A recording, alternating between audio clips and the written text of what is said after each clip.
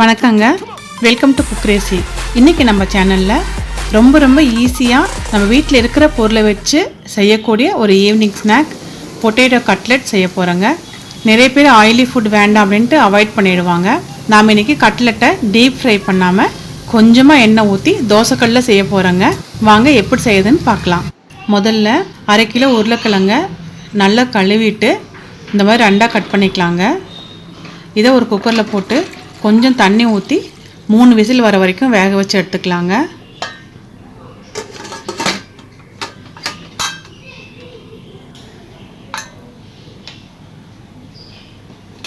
கிழங்கு நல்லா சாஃப்டாக வெந்திருக்குதுங்க. இது ஆறுனதுக்கப்புறமா மேல் தோலை உரித்து எடுத்துடலாம்.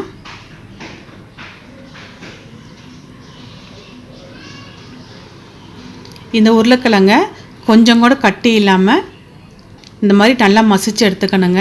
இப்போது ஒரு கடாயை அடுப்பில் வச்சுட்டு அதில் 3 ஸ்பூன் எண்ணெய் ஊற்றிக்கலாம்.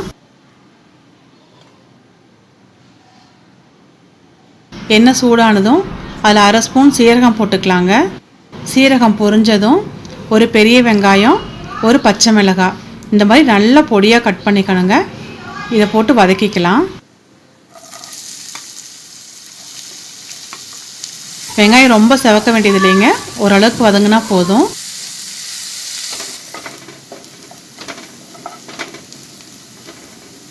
இப்போ இதில் 1/2 ஸ்பூன் இஞ்சி பூண்டு பேஸ்ட்டு போட்டுட்டு அதோட பச்சை வாசம் போகிற வரைக்கும் வதக்கிக்கலாங்க.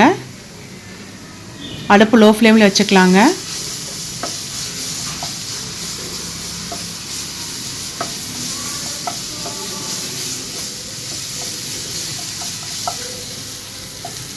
இப்போது இஞ்சி பூண்டு நல்லா வதங்கிடுச்சு. இதில் 1/2 ஸ்பூன் கரம் மசாலா, 1/2 ஸ்பூன் சீரகத்தூள், 1/2 ஸ்பூன் மிளகாத்தூள், 1/2 ஸ்பூன் கொத்தமல்லி தூள் போட்டு நல்லா வதக்கிக்கலாங்க. உங்களுக்கு எவ்வளோ காரம் வேணுமோ அதுக்கு தகுந்த மாதிரி மிளகாத்தூள் போட்டுக்குங்க.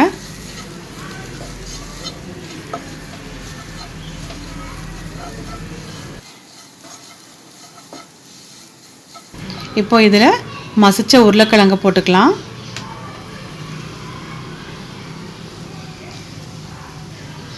தேவையான அளவுக்கு உப்பு போட்டுக்கலாங்க.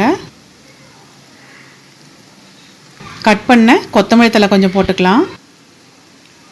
இதையெல்லாம் சேர்த்து நல்லா மிக்ஸ் பண்ணிவிட்டு அடுப்பை ஆஃப் பண்ணிடலாங்க. இந்த மாதிரி வெங்காயம், உருளைக்கிழங்கு இதெல்லாம் வதக்கிட்டு அப்புறமா நம்ம கட்லெட் செய்கிறப்போ நமக்கு ரா ஸ்மெல் வராதுங்க, டேஸ்ட்டும் ரொம்ப நல்லாயிருக்கும்.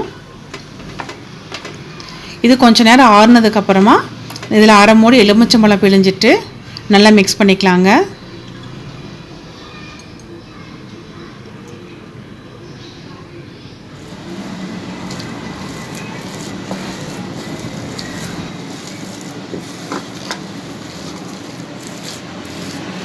கொஞ்சம் பிரெட் க்ரம்ஸ் எடுத்துக்கலாங்க. ரஸ்க் இருந்தாலும் அதையும் அரைச்சி யூஸ் பண்ணிக்கலாங்க. 2 ஸ்பூன் கார்ன்ஃப்ளவர் மாவு எடுத்துக்கலாம். கார்ன்ஃப்ளவருக்கு பதிலாக மைதா மாவோ முட்டையோ யூஸ் பண்ணிக்கலாங்க. இதில் 1/4 ஸ்பூன் மிளகுத்தூள், 1/4 ஸ்பூன் உப்பு போட்டுக்கலாங்க. கொஞ்சமாக தண்ணி ஊற்றி கட்டி இல்லாமல் கரைச்சிக்கலாம்.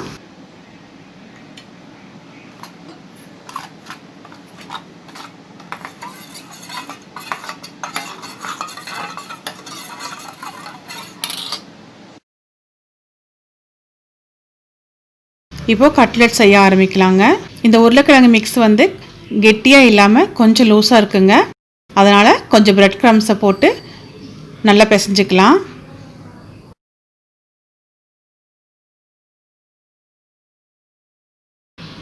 நீங்கள் பிரெட் க்ரம்ஸ்க்கு பதிலாக கொஞ்சம் கார்ன்ஃப்ளவர் கூட உள்ளே போட்டு பிசைஞ்சிக்கலாங்க.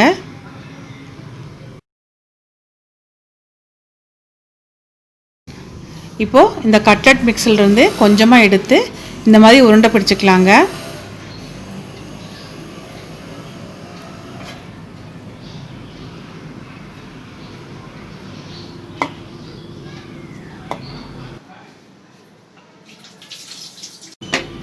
அடுப்பில் தோசை தவா வச்சுட்டு அதில் கொஞ்சம் எண்ணெய் ஊற்றிக்கலாங்க. அடுப்பு லோ ஃப்ளேமில் வச்சுக்கலாம்.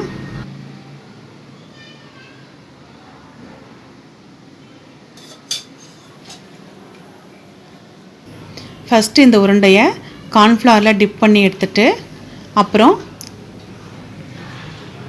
பிரெட் க்ரம்ஸில் போட்டு நல்லா பெரட்டி எடுத்துட்டு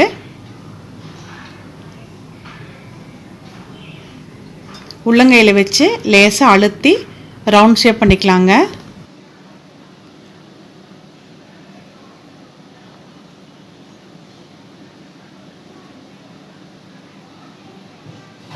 சைடில் இந்த மாதிரி தட்டி எடுத்திங்கன்னா விரிசல் எல்லாம் வருங்க.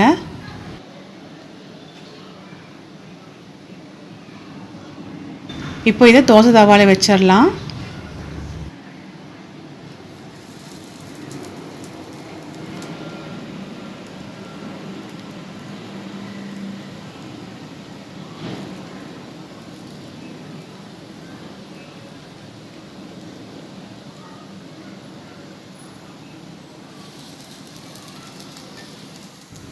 மேலே கொஞ்சம் எண்ணெய் ஊற்றிக்கலாம்.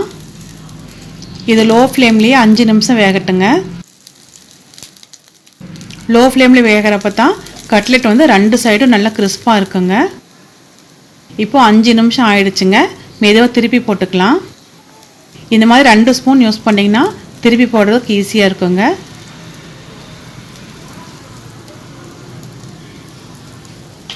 மறுபடியும் மேலே கொஞ்சம் எண்ணெய் ஊற்றிக்கலாம். இது திருப்பியும் இது ஒரு 5 நிமிஷம் வேகட்டும்.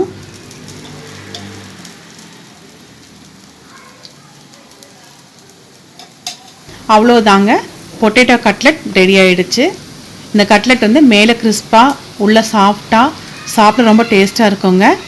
செய்யறதும் ரொம்ப ஈஸி தான். எண்ணெயும் குறைவாக தான் யூஸ் பண்ணிக்கிறோம். இந்த ரெசிபியை நீங்களும் உங்கள் வீட்டில் ட்ரை பண்ணி பாருங்கள்.